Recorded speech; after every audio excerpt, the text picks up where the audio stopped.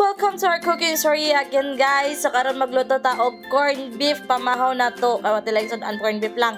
So karon naggisa ko og kanang ahos, and then sa ni golden brown na siya ni gi-add na dayon nako ang corned beef. Magamon na mag-add na, guys. Mikos-mikos din ani mo. Mikos-mikos ni insan ba?